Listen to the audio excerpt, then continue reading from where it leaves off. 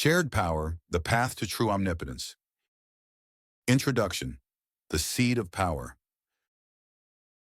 When my power is your power and your power is my power, then we are truly omnipotence. This is not just a poetic phrase. It is a principle that, if lived, can transform the way we see life, relationships, and the world. From childhood, many of us are taught that power means being stronger than others, having more money, or having the final say. Power seems like something to guard and protect. But this understanding leaves us anxious, competitive, and often lonely. The truth is simpler. Power is not dominance. Power is not fear. Power is not control. Power is the ability to evoke greater good in others. When my words, my actions, or my presence awaken something positive in you, I have used power in its truest sense. And when your power lifts me in return, we create something beyond what either of us could achieve alone. That shared energy is what this book calls omnipotence. Omnipotence here is not about being all-powerful in the sense of controlling everything. It is about being limitless in potential when power flows freely between us. This book will take us on a journey to rediscover what power really means, to see how the illusion of selfish power always collapses, to understand why sharing our strength makes us greater, not weaker, to explore the role of service, forgiveness, and community, and to leave you with practical ways to live out this truth every day. As you listen or read, keep this seed thought in mind. When my power is your power and your power is my power, then we are truly omnipotence. Let it sink into your heart. Pause for reflection. Think of someone in your life who once empowered you. A teacher, a friend, a family member. Remember how their power became yours. Chapter 1. What is power really? Power is one of the most misunderstood words in human history. When most people hear power, they imagine presidents, kings, billionaires, or celebrities. We picture palaces, money, or armies. But when you look deeper, those forms of power do not last. Kingdoms fall, fortunes vanish, fame fades. Real power is not about what you hold over people. It is about what you awaken in people. Power is the ability to evoke greater good in others. When a parent reassures a child during a thunderstorm, they are exercising power. When a teacher sparks curiosity in a student, they are exercising power. When a friend believes in you when you doubt yourself, they are exercising power. These are not small things. They shape lives. The poet Maya Angelou once said, "People will forget what you said, people will forget what you did, but people will never forget how you made them feel." That feeling of being lifted is the trace of real power. A story to illustrate.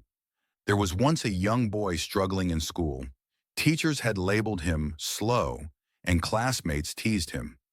One day, a kind teacher knelt beside him and said, "You are not slow.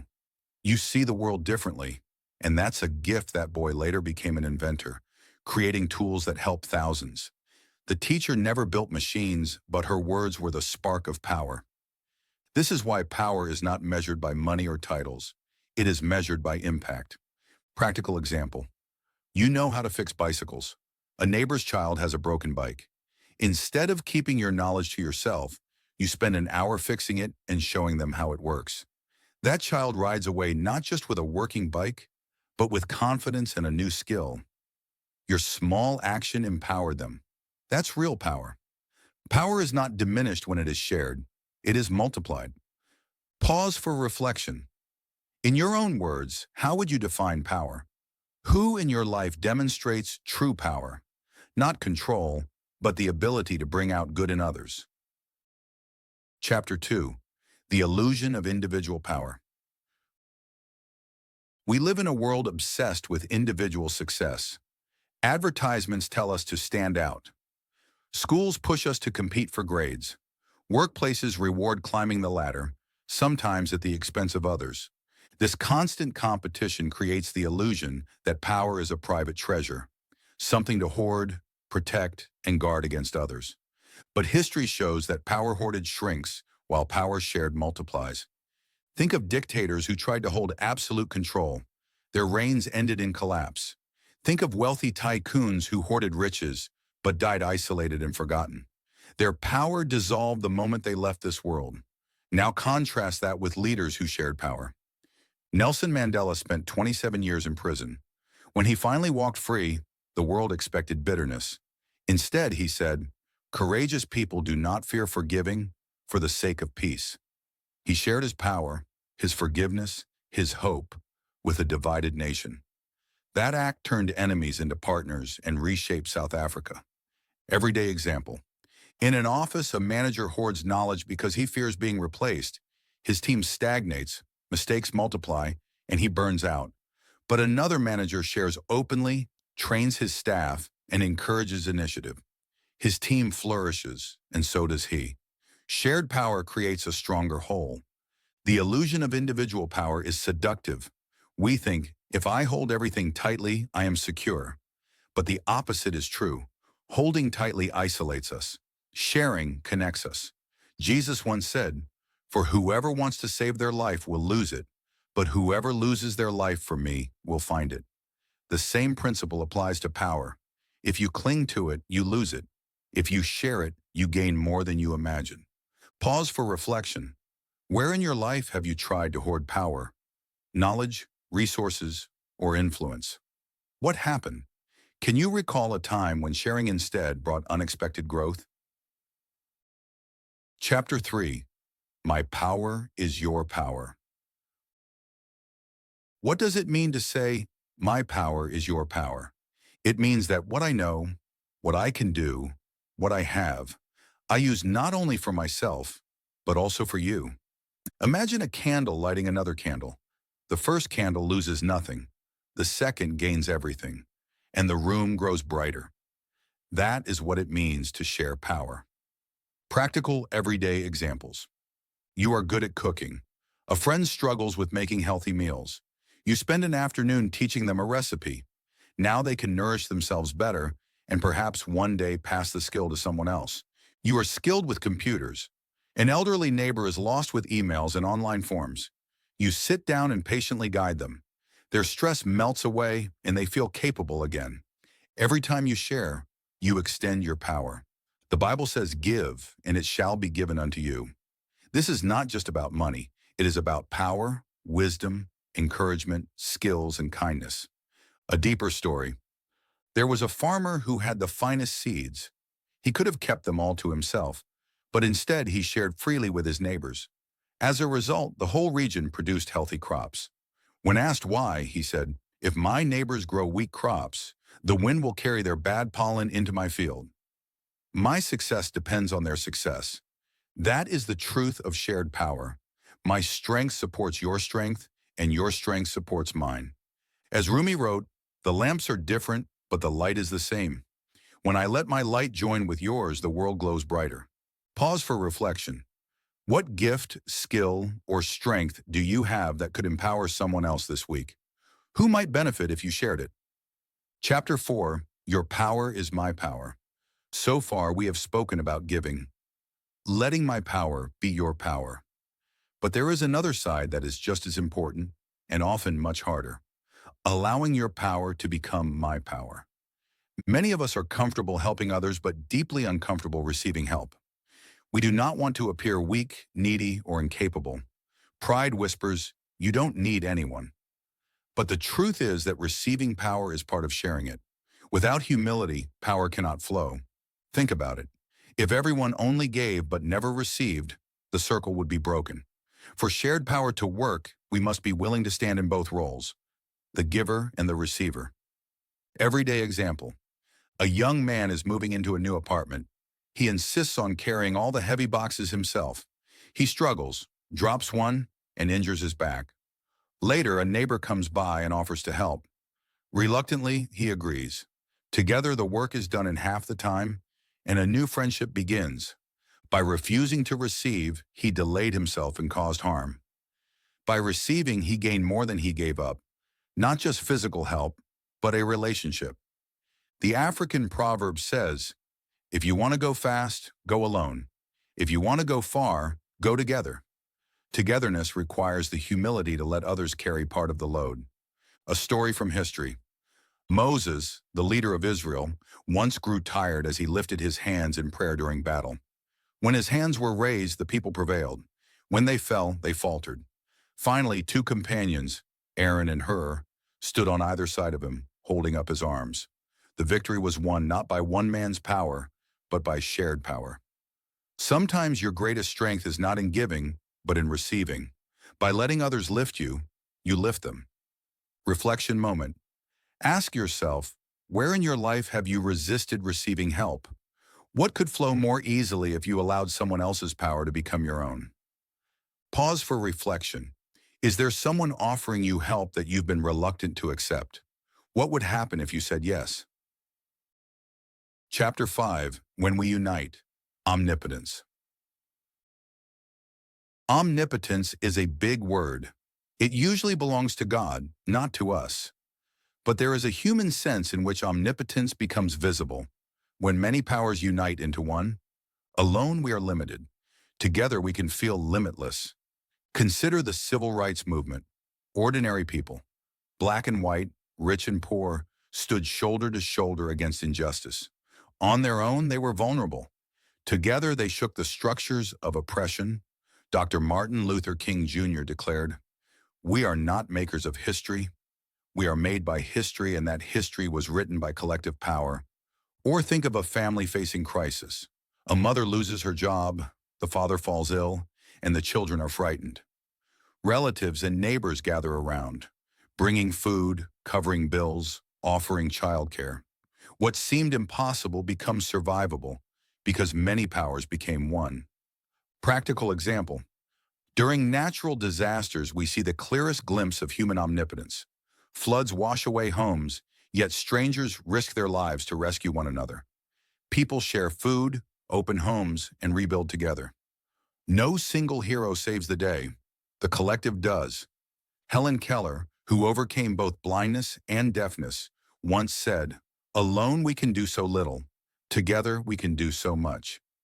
This is what omnipotence looks like in human life. Not domination, but unity. Not control, but capacity. Not one towering figure, but many hands, many hearts, many powers woven together. Reflection exercise. Close your eyes and picture yourself as one thread. Alone you are thin and fragile. Now imagine hundreds of threads woven together into a rope. Suddenly, you are unbreakable. That is the shift from individual power to shared omnipotence. Pause for reflection. Where have you seen ordinary people achieve the extraordinary by uniting their power? How can you be part of such unity in your own community? Chapter 6, Power in Service. If we ask the world who is powerful, many would point to presidents, billionaires, or generals. But the deepest power often belongs to those who serve. Service is the act of giving your strength for the benefit of others without demanding glory in return. Nurses, teachers, caregivers, and volunteers embody this kind of power daily. Practical example, a nurse spends the night at a patient's bedside, speaking softly, changing bandages, and offering comfort. The patient recovers not just from medicine, but from care. That is power in service. A teacher notices a struggling student. Instead of giving up, she stays after class to explain until understanding dawns. Years later, that student becomes a doctor who saves countless lives. The teacher's power echoes beyond her lifetime. These stories remind us that service is not weakness. It is strength in its purest form. Quotations to illustrate Gandhi. The best way to find yourself is to lose yourself in the service of others. Jesus. Whoever wants to be great among you must be your servant. Albert Schweitzer. The only ones among you who will be really happy are those who will have sought and found how to serve. A deeper story, in 1914, during World War I, soldiers on both sides laid down their weapons on Christmas Day. They shared food, sang carols, and even played football together in the snow. For one brief moment, service to humanity overpowered service to war. That act of shared humanity, though small, showed the true face of power. Reflection moment. Service often requires no money, no special skill, only willingness, a smile, a kind word, a small act of help. These are simple, but they ripple. Pause for reflection. Who in your life serves quietly but powerfully? How might you imitate their example in small ways this week? Chapter 7. Power in Forgiveness and Healing. There is a kind of power that few people notice, yet it may be the greatest of all, the power of forgiveness. Forgiveness is not saying that what was done to you was right. It is not pretending that pain did not happen. Forgiveness is declaring, you no longer have the power to chain me. It is a release of anger, of bitterness, of the need for revenge. When we forgive, we reclaim our strength. And often we unlock the strength of the one forgiven too. Everyday example. Two brothers fall out over an inheritance. They stop speaking for years, each carrying anger like a heavy stone. Then one day, one brother decides to forgive. He makes the first call, swallows his pride, and says, "Let's start again." That moment releases both men. The bitterness that poisoned the family begins to heal. Forgiveness empowers not only the forgiver, but everyone connected to the wound. Quotations that illuminate this truth. Martin Luther King Jr. We must develop and maintain the capacity to forgive. He who is devoid of the power to forgive is devoid of the power to love. Desmond Tutu. Without forgiveness, there's no future. The Quran, but if you pardon, overlook, and forgive their faults, then indeed Allah is forgiving and merciful. A historical story. After apartheid ended, South Africa established the Truth and Reconciliation Commission. Victims sat face to face with perpetrators. Instead of endless cycles of revenge, the nation chose forgiveness as a tool of healing. That decision did not erase the past, but it gave the future a chance. Forgiveness is not weakness. It is power used in the most creative way, to heal instead of destroy. Reflection moment. Think of someone you are still holding anger toward. Imagine what would happen if you forgave, not to excuse, but to free yourself. What strength would return to you? Pause for reflection. Who in your life needs forgiveness? What might change in you if you offered it? Chapter 8. Power in Everyday Relationships. Power is not always dramatic. It is not always about revolutions or global change. Often the deepest power is found in the quiet corners of everyday life, in marriages, friendships, families, and neighborhoods. When power is shared in these relationships, harmony grows. When it is withheld, tension and resentment build. Marriage example. In a healthy marriage, one partner may be strong in finances, while the other shines in nurturing emotional connection. By combining strengths, they build a household balanced with both security and love. But if one insists on control, the relationship becomes lopsided. Shared power creates unity. Hoarded power breeds division. Friendship example. Friends who empower one another instead of competing form lifelong bonds. One cheers while the other succeeds, knowing the roles may one day reverse. Friendship is not about keeping score, but about multiplying joy. Neighborhood example. In a small town, one man decides to organize a weekly cleanup. Soon others join, bringing tools, sharing food, and chatting while they work. A stronger, cleaner, safer community emerges, not because of a government decree, but because everyday people shared their power. Quotations that affirm this, Ecclesiastes 4:9-10. Two are better than one, because they have a good return for their labor. If either of them falls down, one can help the other up.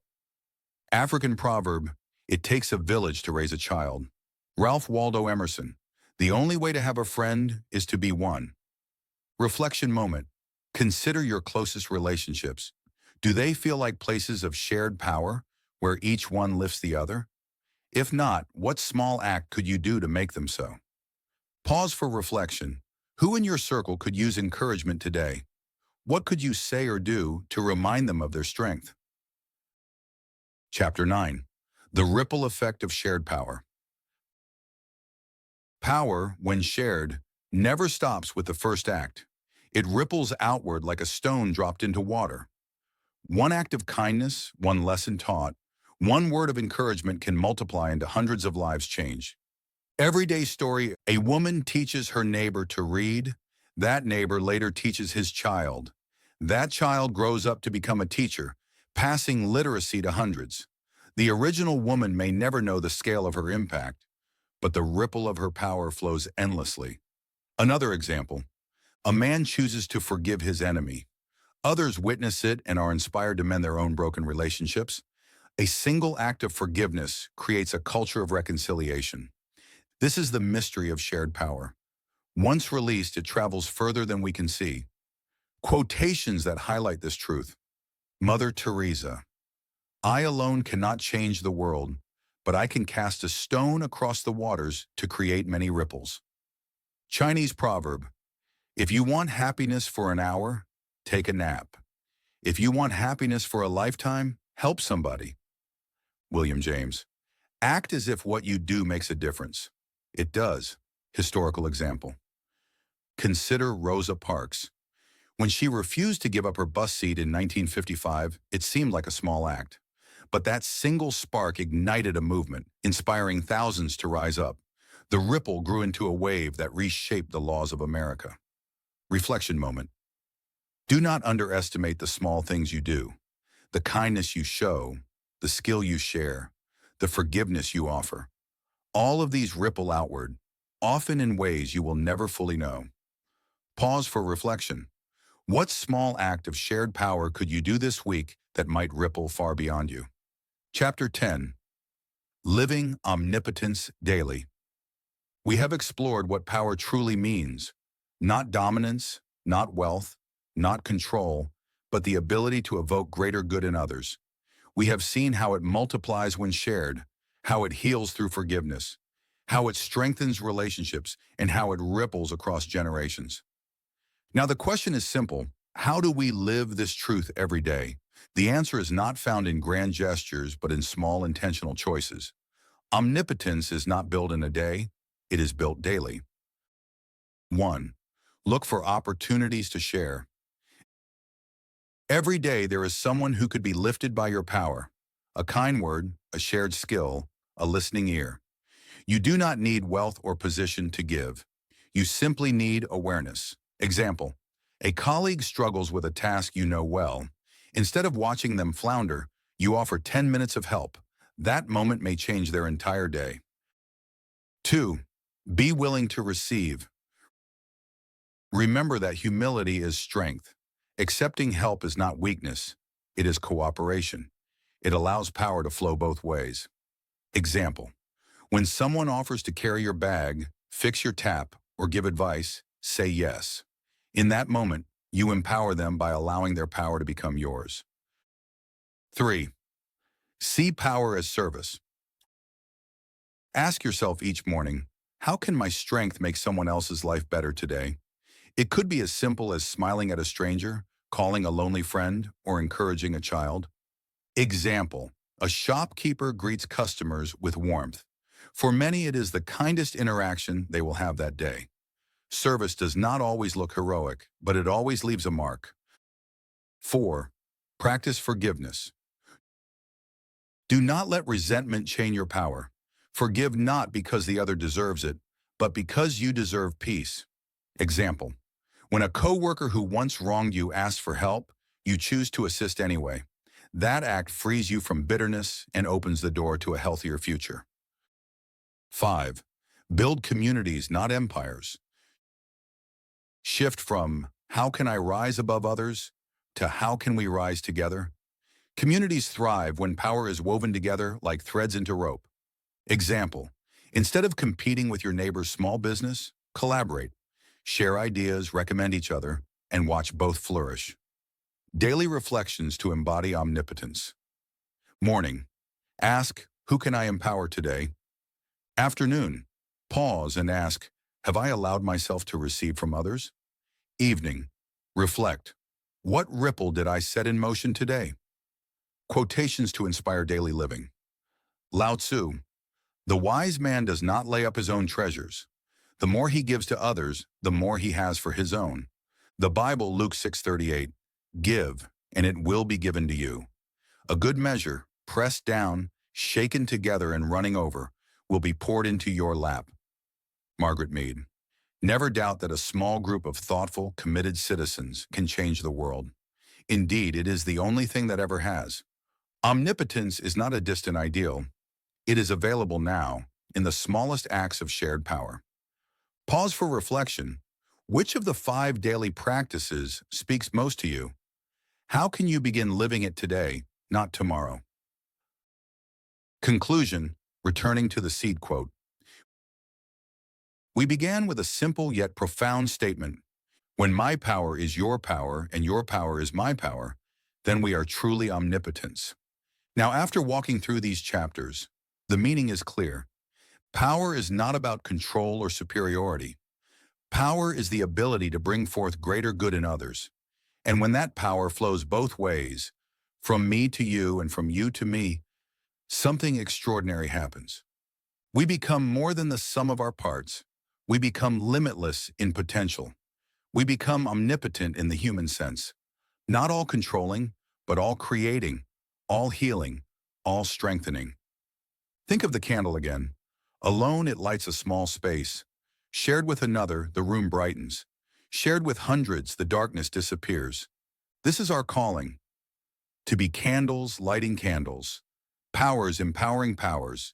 Until the whole world glows with shared light. Final reflection. As you close this book, pause and ask yourself, whose power can I share today? Whose power will I allow to become mine? The answer to those questions is not just about today. It is about the kind of world we will create tomorrow.